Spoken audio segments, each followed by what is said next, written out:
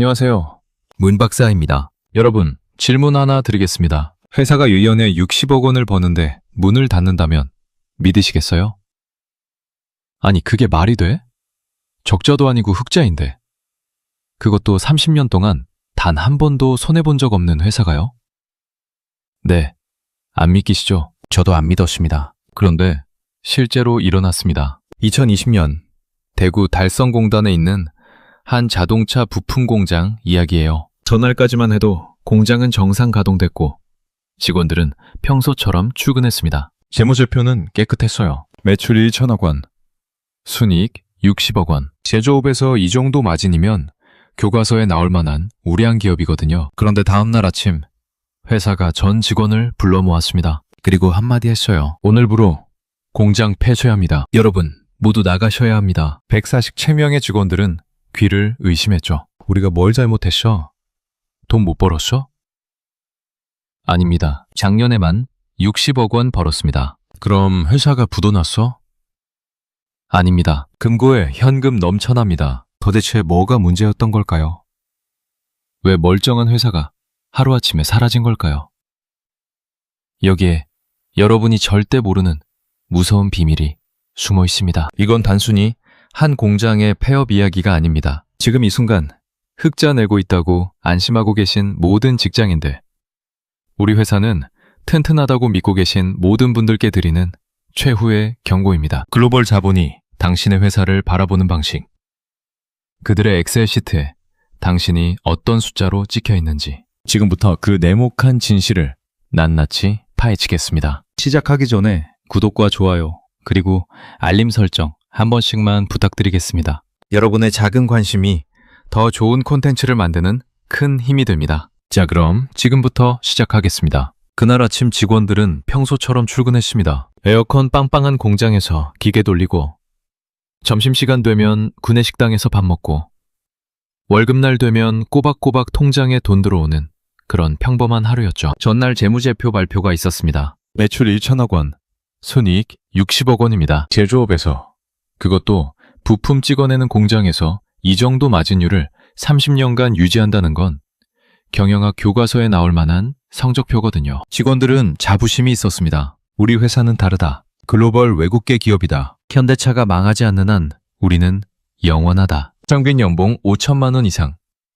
대구 지역 물가로 치면 서울 대기업 7천만 원에서 8천만 원 수준이었어요. 복지도 좋았습니다. 웬만한 대기업 안 부러웠죠. 무엇보다 안정성이 끝내줬습니다. 그런데 그날 오전 갑자기 전 직원 소집령이 떨어졌습니다. 원당에 모인 147명.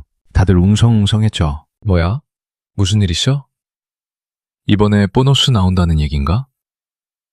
아무도 의심 안 했어요. 회사는 너무 잘 돌아가고 있었으니까요. 그때 낯선 임원이 단상에 올라왔습니다. 본사에서 파견된 사람이었죠. 그 사람 손에 들린 A4 용지 한 장. 그 종이 한 장에 147명의 운명이 담겨 있었습니다. 서론 없었습니다. 감정적인 위로도 없었어요. 게이츠 본사의 글로벌 구조조정 계획에 따라 한국 대구 공장을 폐쇄하기로 결정했습니다. 폐쇄 시점은 2020년 12월 30일입니다. 법적인 퇴직금과 별도의 위로금을 지급하겠습니다. 이상입니다. 딱 3분이었습니다. 30년 역사가 A4 용지 한 장, 3분 만에 끝났습니다. 강당의 공기가 차갑게 얼어붙었죠. 누군가 소리쳤습니다. 이게 무슨 소리야? 우리가 적자야? 돈 못 벌어? 임원의 대답은 기계적이었어요. 동영상 판단입니다. 아니, 흑자하면서 왜 문을 닫아? 글로벌 전략의 일환입니다. 대화가 안 통했습니다. 직원들은 현실을 부정했죠. 이건 꿈일 거야. 아니면 연봉 협상 유리하게 하려고 회사가 겁주는 걸 거야. 흑자 기업이 문 닫는 거 봤어? 이건 쇼야, 쇼. 우리가 쫄면 안 돼. 하지만 이건 쇼가 아니었습니다. 진짜였어요. 그리고 여기엔 직원들이 전혀 모르는 무서운 비밀이 숨어 있었습니다. 먼저 배경부터 말씀드리겠습니다. 한국 게이츠는 1989년에 한국 땅을 밟았습니다. 대한민국 경제가 미친 듯이 달리던 시절이죠. 올림픽 딱 끝나고 거리에 마이카 붐 불면서 현대차, 기아차가 공장을 풀가동하던 그때예요. 자동차의 심장, 엔진. 그 엔진 안에서도 제일 중요한 부품 중 하나가 바로 타이밍 벨트거든요. 이걸 만드는 세계적인 기업, 미국의 게이츠 코퍼레이션이 일본의 니타사라는 곳과 손을 잡고 대구 달성공단에 깃발을 꽂았습니다. 미국 게이츠가 51%, 일본 니타가 49% 지분을 나눠 가졌죠. 이름하여 한국 게이츠.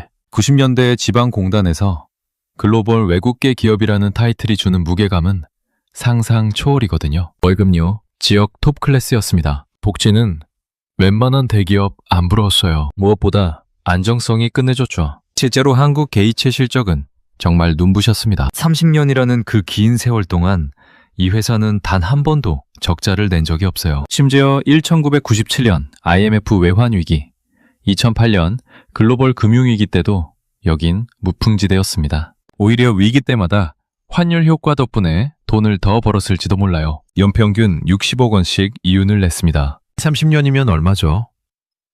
1,800억 원입니다. 여러분, 1,800억 원입니다. 직원들 대우는 어땠냐?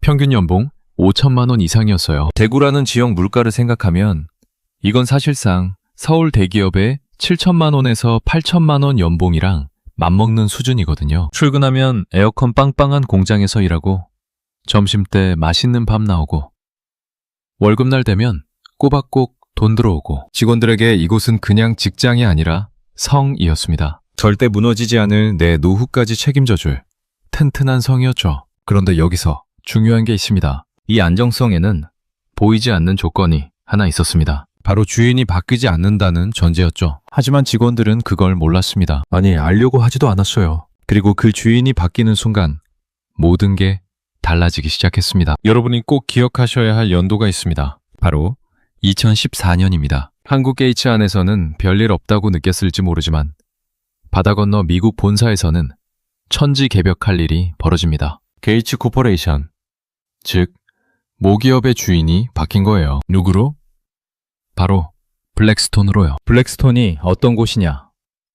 이름만 들어도 금융계 사람들은 옷깃을 여밉니다.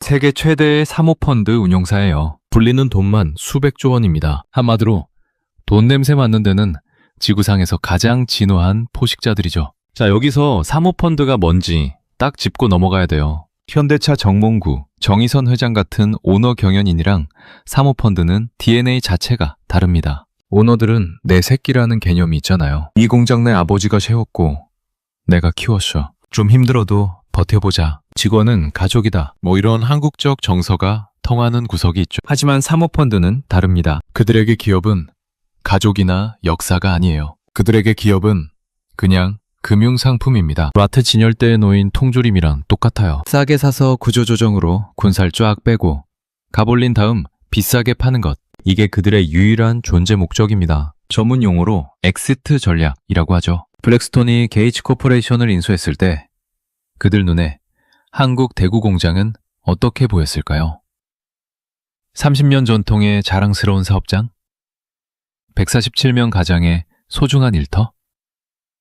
천만에요. 블랙스톤의 엑셀 파일에는 딱 한 줄로 요약됐을 겁니다. 한국 공장 매출 1천억 원, 이익 50억 원, 인건비 높음, 효율성 보통. 끝입니다. 그들은 비교를 시작합니다. 전 세계에 흩어진 게이츠 공장들을 엑셀 시트에 쭉 나열해요. 한국, 중국, 베트남, 태국, 멕시코, 그리고 하나하나 숫자를 입력하기 시작했죠. 매출은 얼마, 이익은 얼마, 인건비는 얼마, 노조는 있나 없나, 정부 규제는 어떤가, 모든 걸 숫자로 환산했습니다. 그리고 바로 옆에 있는 중국 공장 데이터를 봤어요. 그 순간 블랙스톤 펀드 매니저의 눈빛이 달라졌습니다. 그런데 직원들은 이 변화를 전혀 눈치채지 못했습니다. 여전히 출근하고 기계 돌리고 월급 받고 있었으니까요. 하지만 물밑에서는 이미 카운트다운이 시작되고 있었습니다. 블랙스톤의 엑셀 시트를 한번 볼까요? 한국 공장 데이터입니다. 매출 1천억 원, 이익 50억 원, 인건비 높음, 노조 있음, 효율성 보통. 그 옆에 중국 공장 데이터를 놓습니다. 매출 1,500억 원, 이익 80억 원, 인건비 낮음, 노조 없음, 효율성 높음. 펀드 매니저가 계산기를 두드립니다. 한국 공장 노동자 평균 연봉 5천만 원, 중국 공장 노동자 평균 연봉 1,500만 원 수준입니다. 격차가 무려 3배가 넘어요. 그렇다면 한국 노동자가 중국 노동자보다 3배 더 기술이 뛰어한가?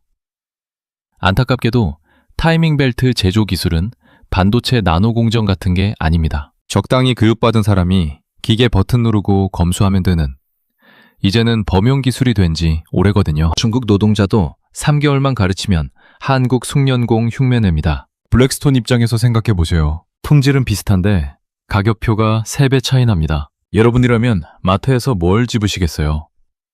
당연히 싼 걸 집습니다. 이게 자본 논리예요. 여기에 더 무서운 계산이 추가됩니다. 한국에는 있지만 중국에는 없는 것, 바로 전투적인 노조입니다. 블랙스톤 입장에서 한국은 피곤한 나라예요. 매년 봄만 되면 임금 올려달라, 만들어주면 파업하겠다, 척하면 머리띠 두른다. 경영 불확실성이 너무 큽니다. 반면 중국은 정부가 통제하고 노조 활동이 사실상 없죠. 회사가 시키면 합니다. 임금 인상도 회사가 결정합니다. 블랙스톤은 이 관리의 편의성에 막대한 점수를 준 겁니다. 여기서 계산기가 돌아가는 거죠. 야, 한국 공장 없애고 그 물량 중국으로 넘기면 어떻게 되지?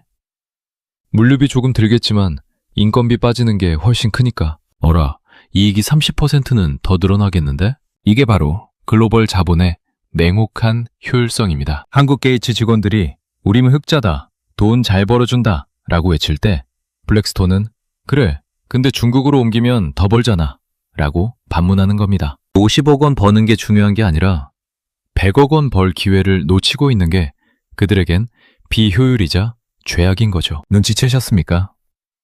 이건 적자냐, 흑자냐의 문제가 아니었습니다. 얼마나 더 효율적으로 더 많이 벌 수 있느냐의 문제였던 거예요. 하지만 2014년부터 2019년까지는 조용했습니다. 왜냐? 당장은 굴러가니까요. 굳이 긁어 부스럼 만들 필요 없으니 지켜본 겁니다. 하지만 물밑에서는 이미 카운트다운이 시작됐습니다. 상호펀드는 보통 5년 이상 한 기업을 잘 안 들고 있거든요. 슬슬 엑시트할 준비를 하거나 포트폴리오를 다시 짤 시기가 다가오고 있었던 거죠. 여기서 더 중요한 게 있습니다. 블랙스톤이 본 건 단순히 지금의 숫자만이 아니었습니다. 그리고 운명의 2020년이 왔습니다. 전 세계를 강타한 팬데믹과 함께 블랙스톤은 마침내 실행 버튼을 눌렀습니다. 2020년 6월 25일 임시 주주총회를 열어 해산을 결의했죠. 바로 다음 날인 6월 26일 오전, 당일 제조시설 폐쇄에 대한 한국 게이츠의 입장이라는 공고문을 붙이고 폐업을 발표했습니다. 주말을 앞둔 아주 평범한 금요일 오후였습니다. 점심 먹고 딱 나른해질 오후 이 시쯤 갑자기 전 직원에게 비상 소집령이 떨어졌죠. 강강에 모인 147명의 직원들, 다들 웅성웅성했습니다. 뭐야? 무슨 일 있어? 이번에 보너스 나온다는 얘긴가?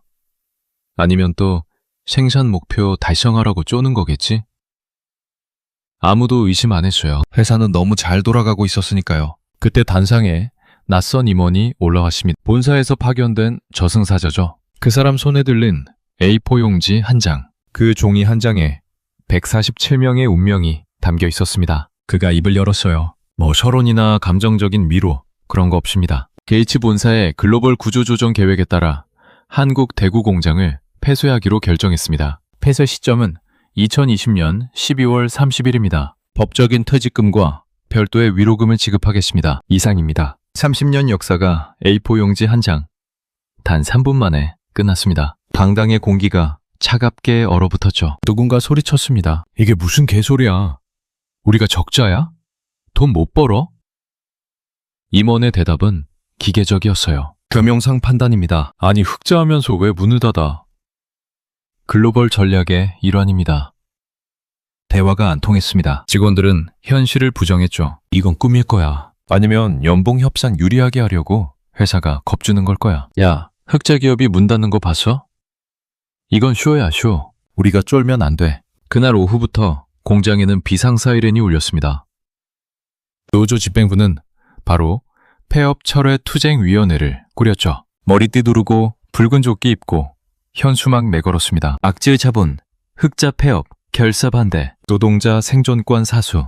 우리는 끝까지 싸운다. 그들은 믿었습니다. 우리가 뭉쳐서 소리치면, 언론에 알리고 정치인들 찾아가면 회사가 철회할 거라고요. 우리가 없으면 현대차에 납품이 안 될 거고, 그러면 현대차가 가만히 있겠냐고. 본사도 결국 손들고 나올 거라고요. 하지만 이건 착각이었습니다. 그것도 아주 치명적인 착각이었어요. 그런데 여기서 이상한 일이 벌어집니다. 그들이 모르는 진실이 있었습니다. 블랙스톤은 이미 모든 걸 계산해 놓고 있었던 겁니다. 노조는 싸움판을 키웠습니다. 대구시청 앞, 국회의사당, 심지어 청와대 앞까지 진출했죠. 언론 인터뷰하고 시민단체 지원받고 정치권에 호소했습니다. 멀쩡한 흑자 기업이 먹튀를 합니다. 이건 사기입니다. 초반 여론은 나쁘지 않았어요. 흑자 폐업이라는 말이 주는 반감이 컸으니까요. 외국 놈들이 돈만 빨아먹고 한국 노동자 버린다는데 민족 감정까지 건드렸죠. 시장인 찾아오고 국회의원들이 마이크 잡고 반드시 막아내겠습니다. 외쳤습니다. 2020년 7월 13일 권영진 대구시장은 게이츠사 CEO에게 폐업을 철회하고 공장을 다시 열어달라는 서한을 보냈어요. 같은 달 15일에는 달성군에서 한국 게이츠 공장 재가동 촉구 협조문을 발표했습니다. 하지만 게이츠 측은 폐업 결정은 확정된 사안이므로 철회 계획이 없다는 답만을 보내왔습니다. 노조는 법원에 폐업 금지 가처분 신청을 냈고 부당해고 소송도 걸었습니다. 결과는 어땠을까요? 노조의 완패였어요. 법원 판결문 요지가 이렇습니다. 기업 경영상 필요에 의한 폐업 결정은 경영 주체의 고유 권한이다. 회사가 흑자라 해도 미래 수익성이나 그룹 전체 전략을 위해 폐업을 선택할 수 있다. 충격적이지 않습니까? 우리는 흔히 회사가 망할 지경이어야 해고가 정당하다고 생각하잖아요. 하지만 자본주의 법체계에서 장사를 접을 자유는 장사를 시작할 자유만큼이나 강력하게 보장됩니다. 내가 내 돈으로 공장 돌리다가 이제 재미없네, 그만할래 라고 하는 걸 국가가 강제로 계속 장사해 라고 명령할 수 없다는 겁니다. 노조는 이건 위장 폐업이다 라고 주장했지만 블랙스톤은 너무나도 법을 잘 알고 있었습니다. 퇴직금 법정 기준보다 더 줬어요. 해고 예고 6개월 전에 미리 했습니다. 절차상 하자가 단 1mm도 없었어요. 오히려 노조가 공장 점거하고 출입 막는 행위가 업무 방해가 될 판이었습니다. 법원이 자본의 손을 들어준 순간 투쟁의 동력은 급격히 떨어졌습니다. 여론도 식어갔죠. 아니 법적으로 문제 없다는데 왜 저래?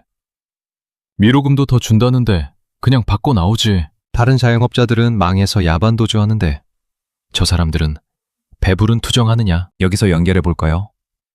문제는 흑자냐 적자냐가 아니었습니다. 문제는 얼마나 더 벌 수 있느냐였던 거예요. 블랙스톤에게 50억 원 흑자는 의미가 없었습니다. 중국으로 옮기면 그 이상을 벌 수 있었으니까요. 이게 바로 글로벌 자본이 한국 게이츠를 버린 진짜 이유였습니다. 더 무서운 건 지금부터입니다. 블랙스톤이 한국 공장을 손절한 데에는 3가지 명확한 이유가 있었습니다. 블랙스톤은 바보가 아니에요. 황금을 낳는 거위 배를 아무 이유 없이 가르진 않습니다. 그들이 한국 공장을 손절한 데에는 아주 명확하고 합리적인, 그래서 더 소름 끼치는 3가지 이유가 있었습니다. 첫째, 가성비의 종말입니다. 블랙스톤 계산기 화면 다시 볼까요?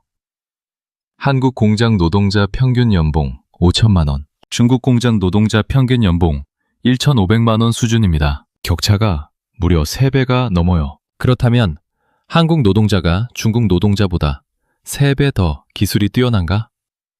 안타깝게도 타이밍 벨트 제조 기술은 반도체 나노 공정 같은 게 아닙니다. 적당히 교육받은 사람이 기계 버튼 누르고 검수하면 되는, 이제는 범용 기술이 된 지 오래죠. 자본 입장에서 생각해 보세요. 품질은 비슷한데 가격표가 3배 차이 납니다. 여러분이라면 마트에서 뭘 집으시겠어요?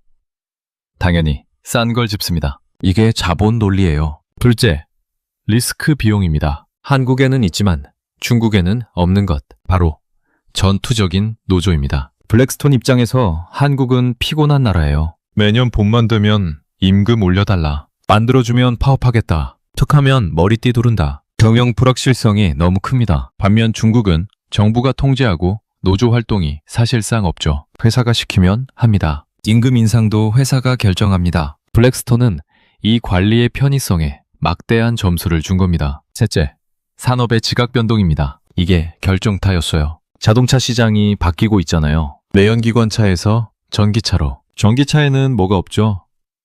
엔진이 없습니다. 엔진이 없으면 타이밍 벨트도 필요 없죠. 블랙스톤은 미래를 본 겁니다. 야, 앞으로 10년 뒤면 타이밍 벨트 시장 반토막 난다. 지금 덩치 줄여야 해. 전 세계 공장 다 끌고 갈 수 없어. 그럼 어디부터 자를까? 제일 비싸고, 제일 시끄럽고, 제일 말 안 듣는 곳. 그게 어디였습니까? 바로 한국이었습니다. 이 세 가지 조건이 겹치니까 흑자 50억 원이라는 성적표는 그냥 휴지 조각이 된 겁니다.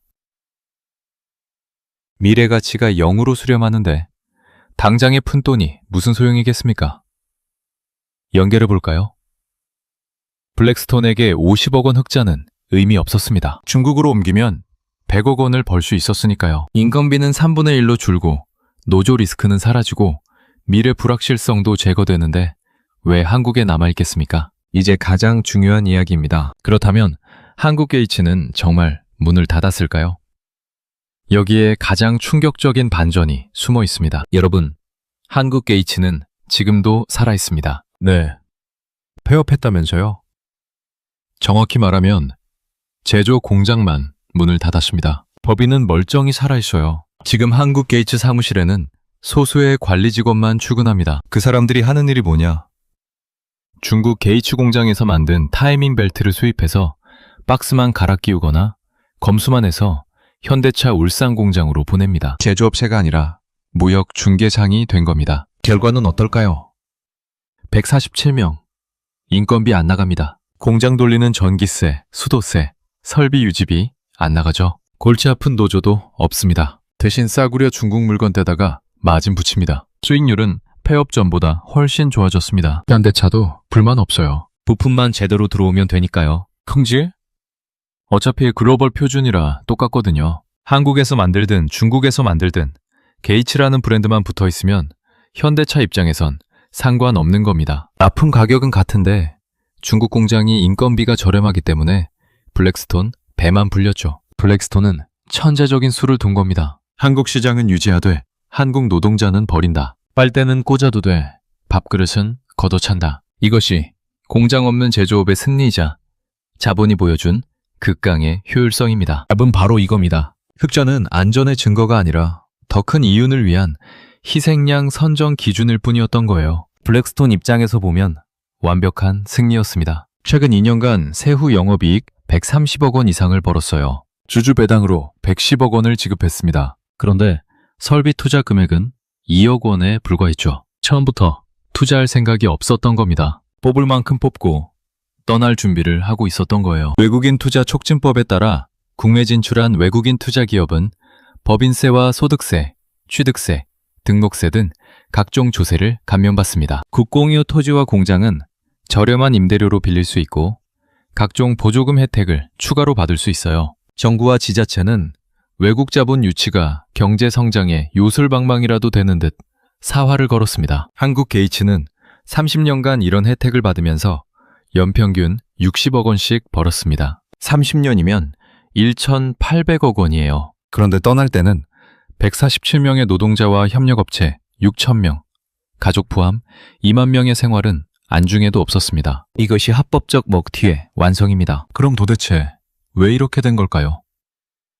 정부와 지자체는 뭘 하고 있었던 걸까요? 정부와 대구시는 코로나 이후 일자리 지키기를 최대의 과제로 내세웠지만 지역 경제에 큰 타격을 입히는 30년 흑자 기업 한국게이츠의 일방적 폐업 과정에서 할 수 있는 일은 호소뿐이었습니다. 대구시는 한국게이츠의 폐업 계획을 전혀 몰랐고 폐업 이후 부지와 설비는 어떻게 할 것인지도 알 수 없는 실정이었어요. 무분별한 폐업과 구조조정에도 정부나 지자체가 규제할 방법이 없습니다. 왜일까요?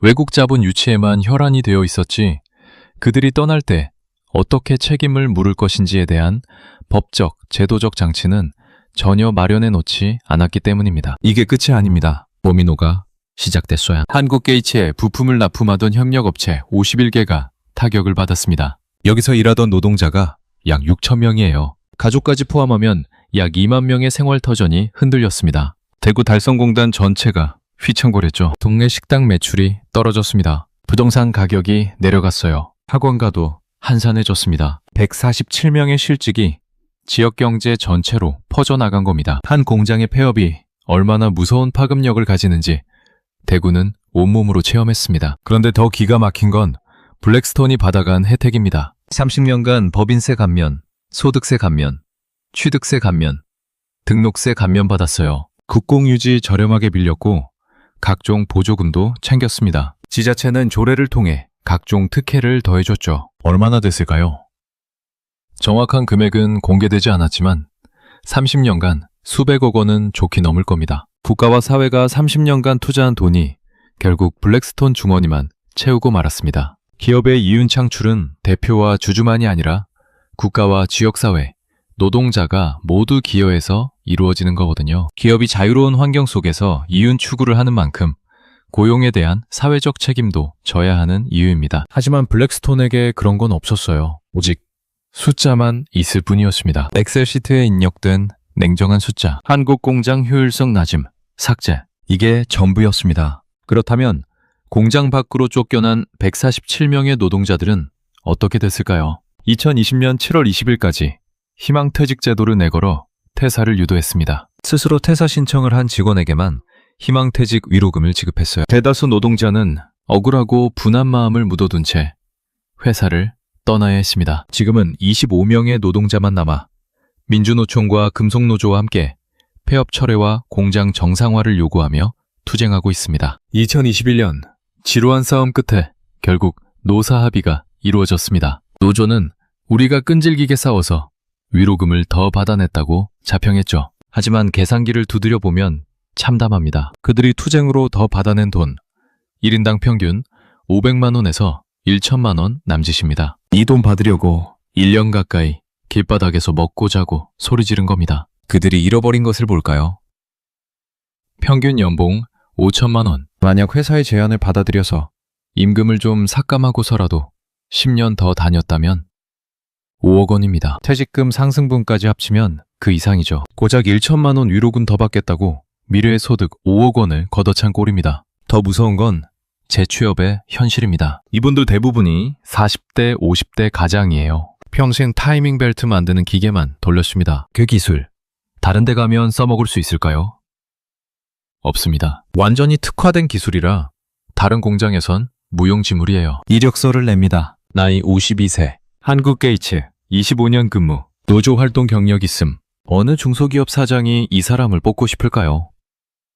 아, 그 데모하던 회사. 우리 회사 와서도 머리띠 두를까봐 겁나. 이게 맹혹한 채용시장의 현실입니다. 운 좋게 재취업을 해도 연봉은 반토막, 아니 3분의 1토막이 납니다. 연봉 5천 받던 분들이 최저 시급 받으며 단순 노무직을 전전합니다. 택배 상하차, 경비원, 일용직. 나는 글로벌 기업 정규직이었다는 자부심은 산산조각 났습니다. 가정경제는 파탄났고 자녀 학비대기도 벅찹니다. 반면 그들을 해고한 블랙스톤은 주주들에게 배당금 잔치를 했습니다. 불필요한 비용 절감하고 수익 구조 개선했다며 칭찬받았죠. 누가 이겼습니까? 누가 약자입니까? 투쟁하면 이긴다는 낡은 믿음이 한 가장의 인생을 벼랑 끝으로 밀어버린 겁니다. 떠난 사람도 남은 사람도. 한국 게이츠 노동자들은 회사의 폐업을 받아들이기 어려워합니다. 가끔 옛 직원들이 텅 빈 공터를 찾아와서 담배 한 대 피우고 간대요. 그때 우리가 좀 참을걸. 그냥 주는 돈 받고 다른 기술이라도 빨리 배울걸. 하지만 늦었습니다. 떠난 자본은 돌아오지 않아요. 자, 그렇다면 우리는 어떻게 해야 할까요? 한국 게이츠 사태가 2026년 오늘을 사는 우리에게 던지는 메시지는 정말 섬뜩합니다. 세 가지만 기억하십시오. 첫째, 흑자라고 안심하지 마십시오. 회사가 돈을 잘 번다고 당신의 자리가 안전한 게 아닙니다. 글로벌 자본은 좋은 회사를 남기는 게 아니라 더 돈 되는 회사만 남깁니다. 한국 게이츠는 연평균 60억 원씩 벌었어요. 30년간 단 한 번도 적자 낸 적 없었습니다. 그런데 문 닫았어요. 왜요? 중국으로 옮기면 더 벌 수 있었으니까. 여러분, 회사 재무제표 한번 들여다보세요. 주주가 누구입니까? 오너 경영입니까? 아니면 사모펀드입니까? 최근 설비 투자는 얼마나 하고 있습니까? 배당금은 얼마나 빠져나갑니까? 이 숫자들이 말해줍니다. 이 회사가 미래에 투자하고 있는지, 아니면 뽑을 만큼 뽑고 떠날 준비를 하고 있는지. 둘째, 당신의 경쟁력을 증명하십시오. 30년 근속, 이건 훈장이 아니에요. 내가 하는 일은 중국이나 베트남 사람도 할 수 있는 일인가?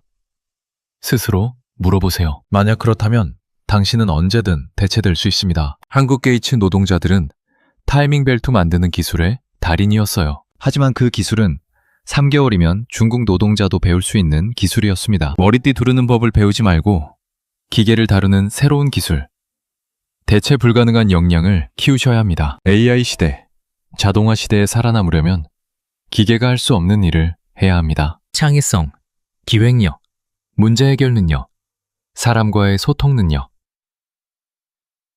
이런 걸 키워야 돼요. 평생 직장은 없습니다. 평생 직업만 있을 뿐입니다. 셋째, 회사의 재무 상태와 산업의 흐름을 읽으십시오. 한국 게이츠 노동자들은 전기차 시대가 온다는 걸 몰랐을까요?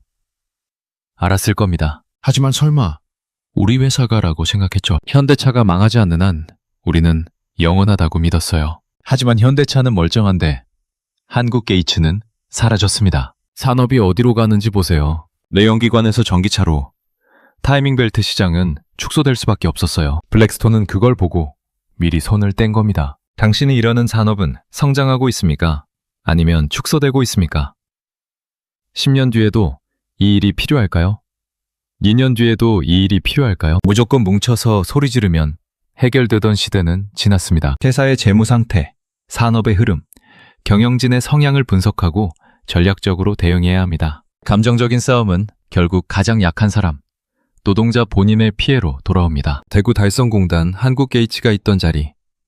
지금 가보면 텅 빈 공터에 잡초만 무성합니다. 가끔 옛 직원들이 찾아와서 담배 한 대 피우고 간대요. 그때 우리가 좀 참을 걸. 그냥 주는 돈 받고 다른 기술이라도 빨리 배울 걸. 하지만 늦었습니다. 떠난 자본은 돌아오지 않아요. 한국 게이츠 사태는 2020년 이야기가 아닙니다. 2026년 오늘의 이야기예요. 블랙스톤 같은 글로벌 사모펀드는 계속 늘어나고 있습니다. 그들은 지금 이 순간에도 전 세계 지도를 펴놓고 엑셀 시트를 두드리고 있어요. 한국, 중국, 베트남, 인도. 어디가 가장 효율적인가? 어디를 남기고 어디를 버릴 것인가? 여러분이 일하는 회사의 주인이 누구입니까? 오너 경영자입니까? 아니면 사모펀드입니까? 최근 설비 투자는 얼마나 하고 있습니까? 배당은 얼마나 빠져나갑니까? 산업은 성장하고 있습니까? 축소되고 있습니까? 당신의 기술은 대체 불가능합니까? 이 질문들에 답하지 못한다면 당신도 언제든 한국 게이츠 노동자가 될 수 있습니다. 지금 이 순간에도 설마 우리 회사가 망하겠어 라고 생각하시는 분들, 한국 게이츠 직원들도 30년 동안 그렇게 생각했습니다. 그 믿음이 깨지는 데는 단 3분밖에 걸리지 않았습니다. 2020년 6월 26일 금요일 오전. A4 용지 한 장. 그게 전부였어요. 자본은 피도 눈물도 없습니다. 오직 숫자만이 그들을 움직입니다. 여러분의 인생 장구에는 어떤 숫자가 적혀 있습니까? 대체 불가능한 기술입니까? 아니면 3개월이면 배울 수 있는 범용 기술입니까? 성장하는 산업입니까? 아니면 축소되는 산업입니까? 투자하는 회사입니까? 아니면 뽑아먹는 회사입니까? 그 숫자를 지키기 위해 당신은 지금 무엇을 준비하고 있습니까? 머리띠를 준비하고 있습니까? 아니면 새로운 기술을 배우고 있습니까? 선택은 지금입니다. 한국 게이츠의 텅 빈 공터가, 잡초 사이로 부는 바람 소리가 그 답을 묻고 있습니다. 당신은 어떤 선택을 하시겠습니까? 여러분은 어떻게 생각하시나요? 댓글로 여러분의 의견을 자유롭게 남겨주세요. 구독과 좋아요는 더 나은 콘텐츠를 만드는 데 큰 도움이 됩니다. 알림 설정까지 해두시면 새로운 영상을 가장 먼저 만나보실 수 있습니다. 다음 영상에서 또 만나겠습니다.